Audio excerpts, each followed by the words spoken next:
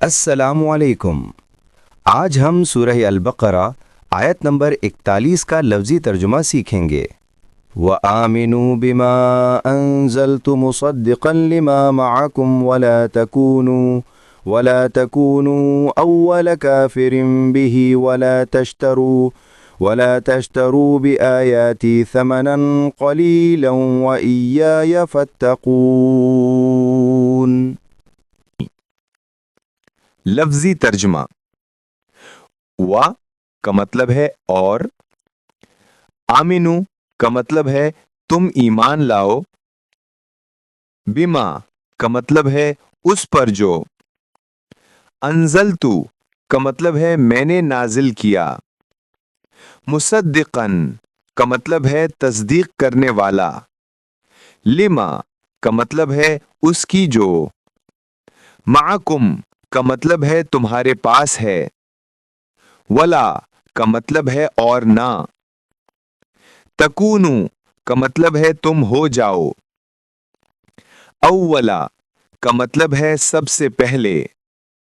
کافرن کا مطلب ہے انکار کرنے والے، بھی کا مطلب ہے اس کے یعنی قرآن کے، ولا کا مطلب ہے اور نہ، تشترو کا مطلب ہے تم خرید لو، بدل ڈالو، بآیاتی کا مطلب ہے میری آیات کو، ثمناً قلیلاً کا مطلب ہے تھوڑے سے مول کے عوض،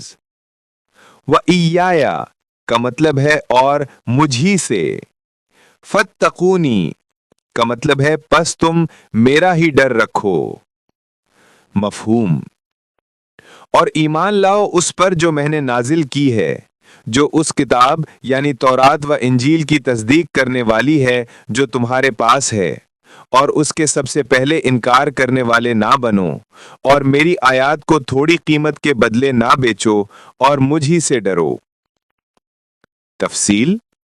یہ خطاب بالخصوص بنی اسرائیل یعنی یہودی علماء سے ہے جو تورات و انجیل کے حامل تھے اور جانتے تھے کہ محمد صلی اللہ علیہ وسلم اللہ کے سچے رسول ہیں اور قرآن حق ہے۔